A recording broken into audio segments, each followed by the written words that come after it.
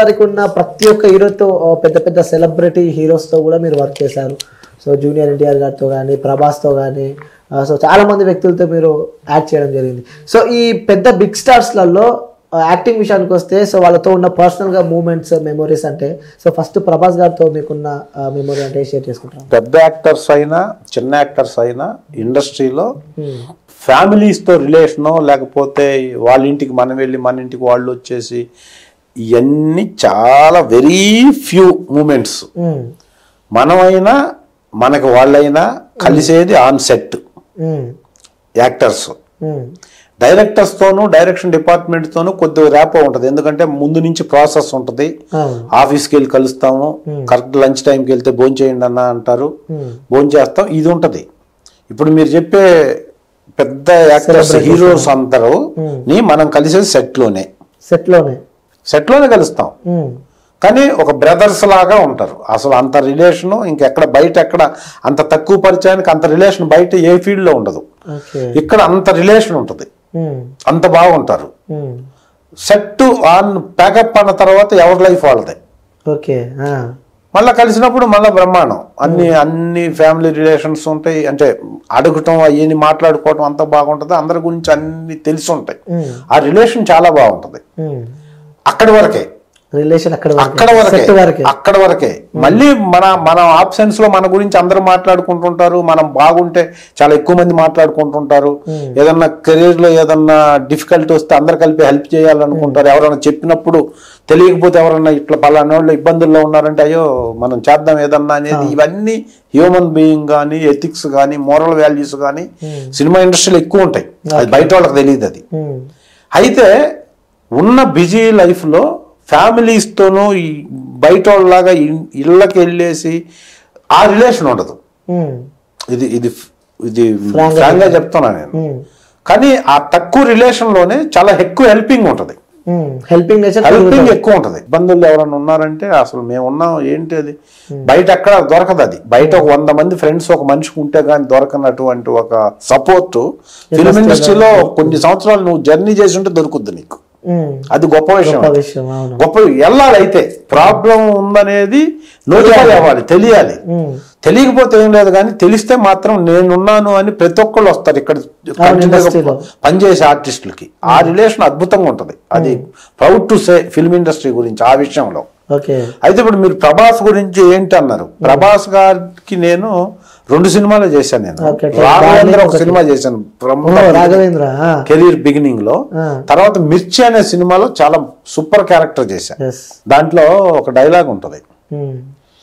వాళ్ళ ప్రభాస్ గారి mother character ని విలన్స్ చంపేసిన తర్వాత బరెల్ గ్రౌండ్ కి వెళ్ళి మళ్ళీ ఇంటికి వచ్చినప్పుడు ఇక ఈడు వల్లే అంటే హీరో వల్లే అది జరిగింది అనే ఉద్దేశంతో ఆయన ఫాదర్ క్యారెక్టర్ సత్యరాజ్ గారు తిడతాడు ప్రభాస్ గారిని, ఇంట్లో నుంచి వెళ్ళిపోవని. ఇంట్లో నుంచి వెళ్ళిపో అనగానే మొత్తం 20 మంది ఆర్టిస్టులు మొత్తం అందరిలోంచి ఒకటే వాయిస్ వస్తుంది, ఒక డైలాగ్. 20 సంవత్సరాల క్రితం కూడా ఇలాగే ఆపి తప్పు చేశారయ్యా, ఆ తప్పు మళ్ళీ చేయొద్దు, బాబు చెప్పినట్టు మీరు లోపలికి వెళ్ళండి, ఇక్కడ అమ్మ కట్టె కాలేలోపు అక్కడ ఆ ఇంట్లో 10 కట్టెల కాలాలా అనేది ఒక డైలాగ్ ఉంటుంది. అది ఆ డైలాగ్ అంతమందిలో ఆ ఎమోషన్ డైలాగ్ నేనే చెప్పా ఆ సీన్ లో. ఆ సినిమాలో ఆ సీన్ జరిగేదానికి 20 సంవత్సరాల ముందు నేను యంగ్గా ఉన్నప్పుడు కూడా ఇలాంటి గొడవ వస్తుంది ఆ సినిమాలో. వచ్చినప్పుడు అవతల ఊర్లో వాళ్ళు 2 ఊర్ల మధ్య గొడవలు ఈ ఊరిని ఇచ్చేస్తున్నప్పుడు అప్పుడు కూడా నేను ఈ డైలాగ్ కి కౌంటర్ 20 సంవత్సరాల ముందు నేను ఆ సినిమాలో చెప్పుకుంటా. ఏంది అయ్యా, ఊర్లో జనాన్ని నరుక్కుంటా వస్తున్నారయ్యా, మీరు కత్తి పట్టకపోతే ఊరు నాశనం అవుద్దయ్యా, పట్టండి అయ్యా కత్తి ఆగ్రా అంటాడు. అప్పుడు అన్నది 20 సంవత్సరాల తర్వాత కూడా మళ్ళీ అదే జరుగుతుంటే మళ్ళీ బాబు వచ్చేదో మనం సేవ్ చేయడానికి ఫైట్ చేస్తే మీరు వెళ్ళమంటారు ఏంటి అని నేను ఎమోషన్ అయ్యి మళ్ళీ చెప్తాను. అది ఆ 2 డైలాగ్స్ కి ఆ సినిమాలో నాకు విపరీతమైన పేరు వచ్చింది. సినిమా అంతా ఉంటాను మళ్ళీ సినిమా అంతా ఒక బెనర్జీ అనే ఒక ఆర్టిస్ట్ నేను కొడితే కోమాలోకి వెళ్ళి ఉంటాడు, నన్ను సినిమా మొదట్లోనే గొంతు కోసి చంపేస్తారు, చంపేసిన తర్వాత అసలు వీడు ఎవడు ఎందుకు చంపాడంటే కథ స్టార్ట్ అవుతుంది. ఫ్యామిలీకి సపోర్ట్ గా ఉన్న క్యారెక్టర్ తమిళ ఆర్టిస్ట్ చేసాడు. ఆ క్యారెక్టర్ హైట్ ఉంటాడు బాగా, పేరు గుర్తు రావట్లేదు నాకు ఇప్పుడు. తను ఒక డైలాగ్ చెప్తాడు, ప్రభాస్ వచ్చి ఫైట్ చేసి స్కార్ప్ కట్టుకొని ఒక ఫైట్ ఉంటుంది, తీస్తాడు. తీసినప్పుడు ఒక డైలాగ్ ఉంటది, ఎవడొస్తాడు మా ఊరిని కాపాడటానికంటే వచ్చాడు 6 అడుగులు ఆజానుబాహుడు అని ఒక ఎమోషన్ డైలాగ్ ఉంటది. ఆ ఎమోషన్ డైలాగ్ అతను చెప్తుంటే మేమంతా పక్కన ఉంటాం. యాక్చువల్ నేను తన పక్కనే ఉంటా. అతను 6'2", 6'3" ఉంటాడు హైట్. నేను అతని షోల్డర్ దగ్గరకు వస్తాను. జనరల్ గా నిలబడి ఉన్నాను. హెవీ ఎమోషన్ సినిమాలో ఆ సీను. ఇదంతా అన్నప్పుడు 2-3 సార్లు మానిటర్ చేసి 4వ సారి టేక్ జరిగేటప్పుడు అలా చూసి ఏదో మనం ఫీల్ అవ్వాలి కదా. అంటే ఊరందరినీ చంపేస్తుంటే నువ్వు వచ్చి కాపాడేవు అనేది మనిషిని చూడగానే అతను ఓవర్ బర్స్ట్ అయి చెప్పేస్తాడు. చెప్పినప్పుడు మనం పక్కన ఉన్నాం. ఆ ఎమోషన్ ఫీల్ అవుతూ చివరిలో అన్నాను ఇలా పక్క నుండి. అంటే మేసాన్ని ఇలా అంటారు కదా, మేము మాకంటే గొప్పోడు ఎవరు లేడు అన్నప్పుడు అలా అన్న అది సూపర్ ఎమోషన్ అనమాట. సినిమాలో ఫ్రేమ్ అందరి మీద ఉంటది, డైలాగ్ వేరే అతనిది, నేను పక్కన ఉన్నా. ఎక్స్ప్రెషన్ ఎస్ మనం కొట్టాం. ఇక నువ్వు ఉంటే మేము ఆ ఊరిని ఇది చేయటం పెద్ద పని కాదు, అది ఒక ధైర్యం అన్న అంత ఎక్స్ప్రెషన్ ఊరికి అలా అని ఇచ్చా. ఎందుకో నాకు ఆ ఎమోషన్ లో ఎవరు చెప్పలేదు, అలా అనాలనిపించింది, అనేసాను. అప్పుడు మీరే అన్నారు అలాగా? నాకు ఎవరు చెప్పలే, మానిటర్ లో కూడా నాకు ఆ ఇదే రాలా. ఆ డైలాగ్ చెప్పిన టేక్ లో అలా వచ్చేసింది అనమాట. అలా అనేసాను, అయిపోయింది. మానిటర్ దగ్గర కూర్చొని చూస్తున్నారు, చెక్ చేస్తారు అనమాట. షార్ట్ ఎలా ఏమైనా ప్రాబ్లం ఉందా, పక్కన వాళ్ళు ఎలా చేసినప్పుడు చూస్తున్నప్పుడు అది డైరెక్టర్ గారు అసలు ఎవ్వరూ దాన్ని ఐడెంటిఫై చేయాల.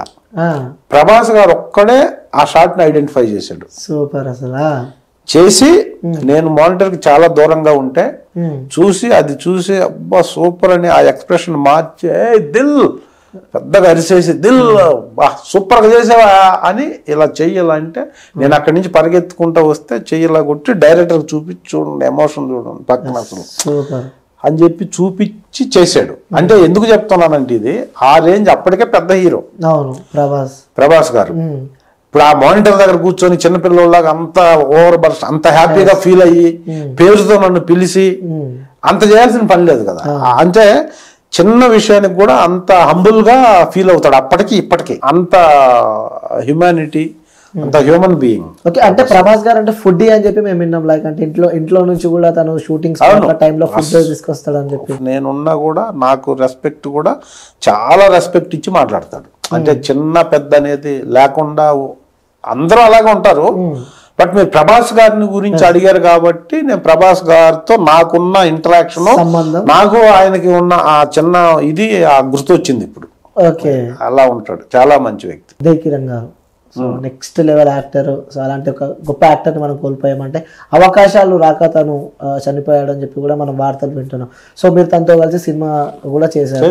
సో ఎలా ఉంటుంది? నువ్వు నేను నాకు 2001లో నువ్వు నేను అనే సినిమా మేమంతా అసలు కింద కూర్చొని ఎలా పడితే అలా తిరుగుతా చేసిన సినిమా. అది బ్యాక్గ్రౌండ్ లేకుండా వచ్చి చిన్న స్టేజ్ లోనే గొప్ప సక్సెస్ చూసిన ఒక గొప్ప హీరో ఉదయ్ కిరణ్. సరే ఇక బయట అనుకునేది జరిగినాయి అవన్నీ ఏదైతేనే కొంచెం ఫ్రస్ట్రేషన్. అదే యాక్టర్కి బాగా ఉన్న యాక్టర్కి ఎవరికైనా ఎప్పుడైనా వర్క్ లేని పరిస్థితి వస్తుంది.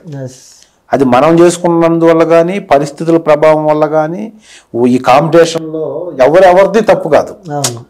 ఇది ఎవరు తప్పు కాదు, ఎవరికి అది కాలం అంటే టైం, అది టైం అలా డిసైడ్ చేస్తూ వెళ్తుంటది. సో మనం ఇప్పుడే ప్రిపేర్ అవ్వాలా. ఒక ఈ పొజిషన్ మనకి కొన్ని రోజులే ఉంటది, రేపు పొద్దున ఉండదు. ఉండకపోతే ఏంటి, లైఫ్ ని ఎలా మనం లీడ్ చేయాలి? ఎందుకంటే సింపుల్, నేను చాలా బిజీగా ఉన్నాను యాక్టర్గా, నాకు రెస్పెక్ట్ ఛానల్స్ నుంచి బయట పబ్లిక్ నుంచి ఎక్కడికి వెళ్ళినా దొరుకుతుంది. నేను దీని మీదనే లైఫ్ స్టైల్ లీడ్ చేస్తున్నా. నేను బయటికి వెళ్ళి ఎక్కడో షూటింగ్ చేసి వస్తున్నా, చిన్న యాక్సిడెంట్ అవుద్ది, కాలు ఫ్రాక్చర్ అయింది, బాగా డెడ్లీ ఫ్రాక్చర్, సింపుల్. అప్పుడు నేను దాదాపు 6 నెలల నుంచి 1 year పాటు రెస్ట్ అన్నారు డాక్టర్లు. ఈ 6 నెలల నుంచి 1 year లోపు